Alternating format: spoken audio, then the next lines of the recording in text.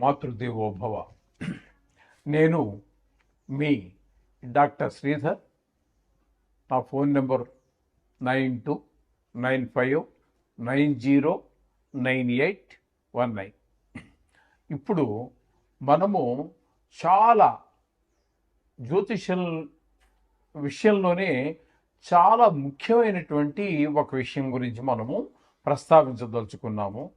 అది ఏమిటి అన్నట్టయితే, జ్యోతిష్యంలో ముఖ్యంగా వక్రము, స్తంభన, అతిచారము అని చెప్పి ఈ మూడు కూడా ఇంచుమించుగా ఒకే రకానికి సంబంధించినటువంటి విషయాలు.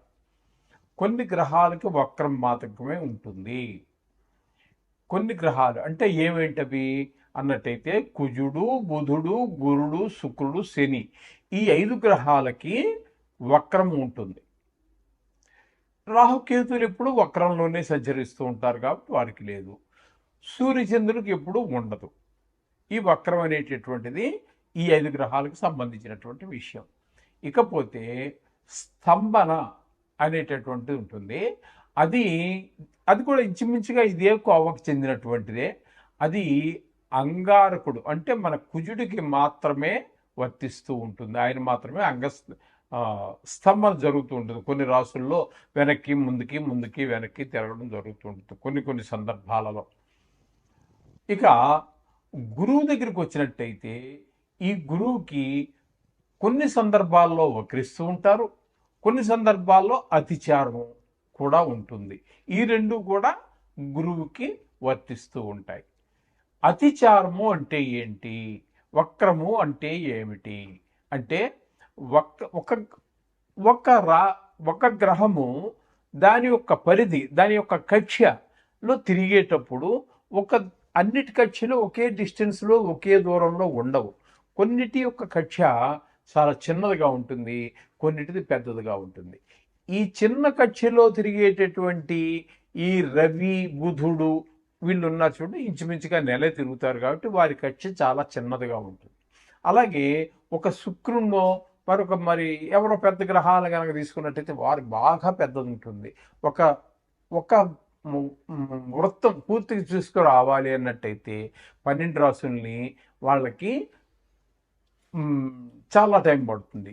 అందుచేత వీళ్ళకి ఏంటంటే కొంచెం పెద్దగా ఉంటుంది కాబట్టి అలా ఆ కారణం చేత ఆ ముందుకు వెళ్ళినటువంటి చిన్న వృత్తంలో తిరిగేటటువంటి గ్రహం ముందుకెళ్ళినట్టుగా మనకు కనిపిస్తుంది. ఈ పెద్ద వృత్తంలో తిరిగేటటువంటిది వెనక్కి పడినట్టుగా కనిపిస్తుంది.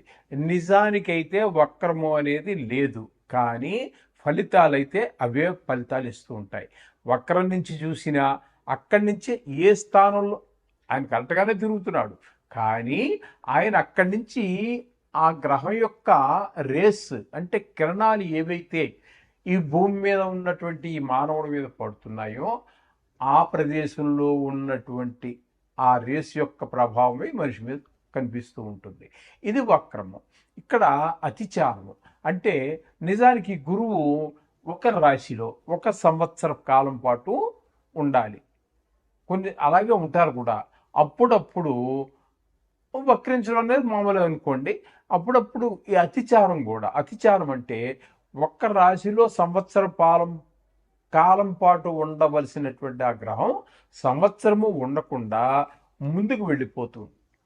మళ్ళీ కొద్ది కాలం తర్వాత మళ్ళీ వెనక్కి వచ్చేస్తుంది. అది వేరే విషయం. ఈ ముందుకు వెళ్ళిపోయేది ఏదైతే ఉన్నదో, ఏ రాశి నుంచి ఉండకుండా అక్కడ సంవత్సరం పాటు ఉండకుండా ముందుకు వెళ్ళిందో దాన్ని అతిచారము అంటారు. అంటే చరించడం అంటే తెలుసు కదా, కదలటం. అతిచారము అంటే స్పీడ్గా కదలటం అని అర్థంలో మనం చెప్పుకోవచ్చు ముందుకి. ఇక్కడ ఇప్పుడు ఈ సంవత్సరంలో ఇప్పుడు మనం చెప్పుకోబోతున్నటువంటి విషయం ఏమిటంటే, గురువు మనకి 18వ తారీఖు అక్టోబర్ నెలలో వరకు ఆయన మిథునంలోనే ఉంటారు. మిథునంలోనే సంవత్సరం కాలం ఉండాలి. కానీ 18 తర్వాత ఏమవుతుందంటే 19వ తారీఖు నుంచి ఆయన అతిచారం వలన కర్కాటక రాశి, మిథున రాశి తర్వాత వచ్చేటటువంటి కర్కాటక రాశిలో ప్రవేశిస్తూ ఉన్నారు. తద్వారా ఫలితాలు ఏమైనా మారుతాయా? మారితే ఎవరికి అనుకూలంగా ఉంటాయి, ఏ రాసుల వారికి, 12 రాసులు కదండి, ఏ రాసుల వారికి అనుకూలమైన ఫలితాలు ఉన్నాయి, ఏ రాశుల వారికి ప్రతికూలమైన ఫలితాలు ఉంటాయి అనేటటువంటిది ఇక్కడ మనం చెప్పుకోబోతున్నాం. అయితే దీనివల్ల మామూలుగా దేశమాన కాల మరి పరిస్థితులకు వేరుగా ఉంటుంది రిజల్ట్. మామూలుగా జాతక రీత్యా మనుషులకి సంబంధించినటువంటిది మామూలు ఫలితాలనే మనం ఇస్తుంది కూడా, ఈ విధంగా ఉంటుంది. అయితే ఇక్కడ మరొక విశేషం ఏంటంటే, ఈ మధ్యలో ఈ అతిచారంగా ఉన్నటువంటి కాలంలోనే ఆయన మరలా నవంబర్ 12 నుంచి మార్చి 14 వరకు ఆయన వక్రగతిలో కూడా ఉన్నారు. అతిచారమే ఒక విశేషం అనుకుంటే, ఆ అతిచారంలో వక్రగతిలో ఉండటం అనేటటువంటి మరొక విశేషం. ఇటువంటివన్నీ కలిసి ఈ సంవత్సరంలో మనకు వస్తున్నాయి. కాబట్టి ఇప్పుడు మనం దాని గురించే చెప్పుకోబోతున్నాం. అయితే ఈ అతిచారం వల్ల మిథున రాశిలోంచి కర్కాటక రాశిలోనికి ఆయన ప్రవేశించడం ద్వారా వచ్చినటువంటి తేడా ఏమీ ఉండదు.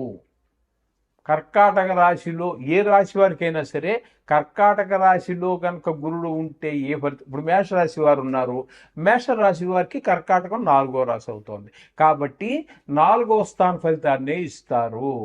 అలాగే సింహం ఉంది, 5వ సింహం ఉందనుకోండి, వృషభం ఉందనుకోండి, వృషభానికి 3వ రాశిలో కర్కాటకం, అంతే కదండి.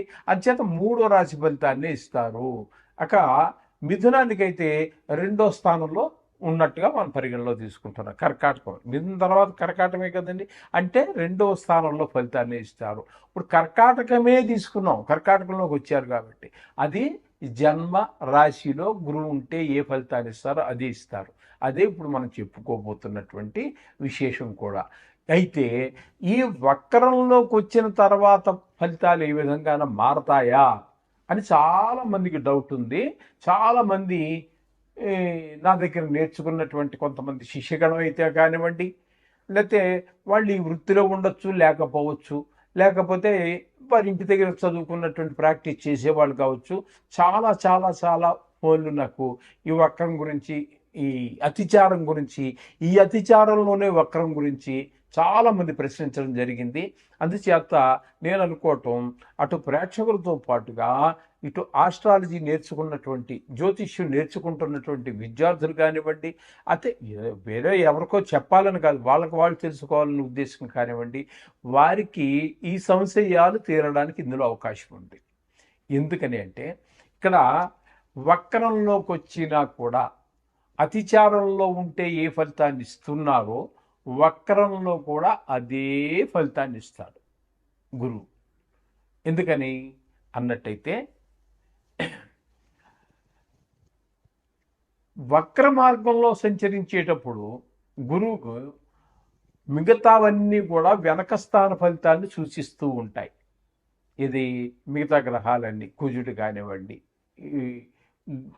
బుధుడు కానివ్వండి, శుక్రుడు కానివ్వండి, శని కానీ, ఇవన్నీ వెనక రాశి యొక్క ఫలితాన్ని సూచించడం జరుగుతూ ఉంటుంది. ఇక్కడ గురువుకి మాత్రం ఒక ప్రత్యేకత ఉన్నదండి. అది ఏమిటి అన్నట్టయితే, వక్రించి ఏ రాశిలో ఉన్నా కూడా ఆ రాశి ఫలితాన్నే ఇస్తాడు.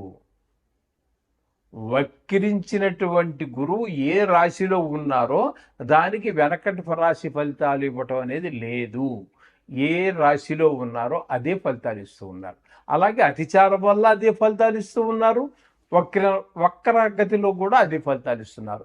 కాబట్టి విశేషమైనటువంటి ఫలితాలు అయితే లేవు.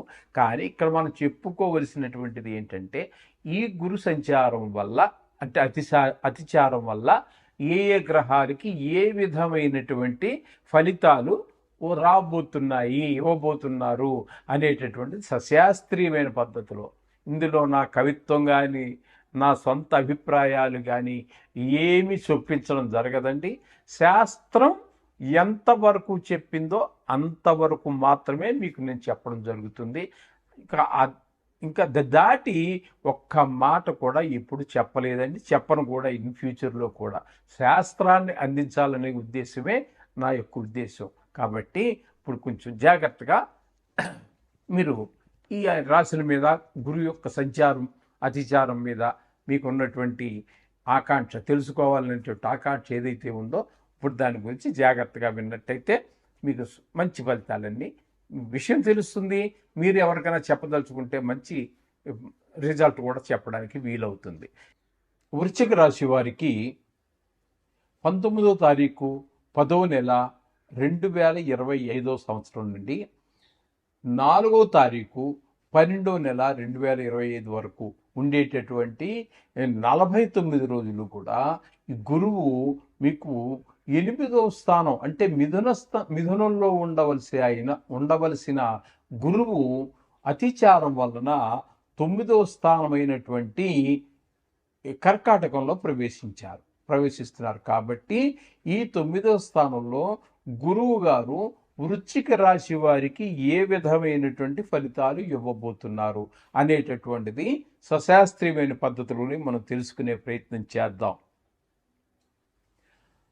అర్ధంచ స్వకులాచార గృహలాభ సుభోజనం నిత్య స్త్రీ జన సంపర్క నవమస్తే భవేద్ గురువు గారు నవమస్తే 9వ రాశిలో సంచారం చేస్తున్నట్టయితే అక్కడ మనకు వచ్చేటువంటి ఫలితాలు అర్ధంచ ధనలాభం స్వకులాచార మన కుల ఆచారాలు ఏవైతే ఉన్నాయో వాటి మీద మరింత శ్రద్ధ మనం చూపించడం జరుగుతుంది. అలాగే గృహలాభ గృహం కొనుక్కోవటం కానీ లేదా తల్లిదండ్రుల దగ్గర నుంచి పెద్దల దగ్గర నుంచి మనకి సంక్రమించడం కానీ జరిగే అవకాశాలు కూడా లేకపోలేదు. సుభోజనం మంచి భోజనం, అది కూడా అదృష్టం ఉండాలండి. రోజు ఏదో ఒకటి తినేస్తూ ఉంటాం టైంకి. అందులో పెళ్ళికి వెళ్ళాం అనుకోండి, ఆహా ఇవాళ పెళ్ళి కదా అక్కడ ఏదో కొంచెం మామూలుగా నిత్యం మనం చేసే భోజనం కంటే కొన్ని విశేషమైనటువంటి పదార్థాలతోటి చాలా రుచిగా చక్కగా ఉంటూ ఉంటాయి. అలాంటి సుభోజనం కూడా దొరికే అవకాశం మనకి ఇక్కడ 9వ స్థానంలో గురువు సంచరిస్తున్నారు కాబట్టి ఈ వృశ్చిక రాశి వారికి దొరికే అవకాశం ఉంది. నిత్య స్త్రీ జన సంపర్క ఇదేంటంటే స్త్రీ సౌఖ్యం కూడా మనకి చాలా ఈ వృశ్చిక రాశి వారికి లభిస్తుంది 49 రోజులు అని చెప్పేసి ఇక్కడ శాస్త్రం మనకు తెలియజేస్తూ ఉన్నదండి. విన్నారు కదండి. చేత ఈ విధమైన మంచి ఫలితాలే ఉన్నాయి. అట్లాగే ఇంకా మనం చెప్పుకోవాలి అన్నట్టయితే కొంతమంది వివాహం కానిటువంటి వారికి వివాహం కుదరటం కానీ వివాహం అవటం కానీ కూడా అవకాశం ఉంది అనే ఈ విషయాన్ని మనం కొంచెం విశేషంగా చెప్పుకోవాలంటే ఇది శాస్త్రంలో అక్కడెక్కడ ఇక్కడ కూడా చెప్పబడింది. ఎందుకు చెప్పబడలేదు? ఇక్కడ చెప్తోంది కదా, నిత్య స్త్రీ జన సంపర్క అని చెప్పారు కాబట్టి అది కూడా ఆయనే మెన్షన్ చేశారు శాస్త్రకారులే. అంచేత ప్రత్యేకించి మనం ఏం చెప్పుకోక శాస్త్రం వరకు చెప్పుకుంటే సరిపోతుంది. అంచేత మీరు నిత్యము కూడా మీ శుభం జరిగినా అశుభం ఇచ్చినా శుభ ఫలితాలు ఇచ్చినా అశుభ ఫలితాలు ఇచ్చినా కూడా ఆ దేవుడు మనకి ఏది ఇస్తే దాన్ని మహాప్రసాదంగా స్వీకరించండి. నిత్యం పూజలో ఆయనకు 2 నిమిషాలు 3 నిమిషాలు కేటాయించండి. అంటే ఒక్క గురువుకని కాదు, ప్రతి నవగ్రహాలకి కూడా అన్ని శుభాలు జరుగుతాయి. శుభం భూయాలు.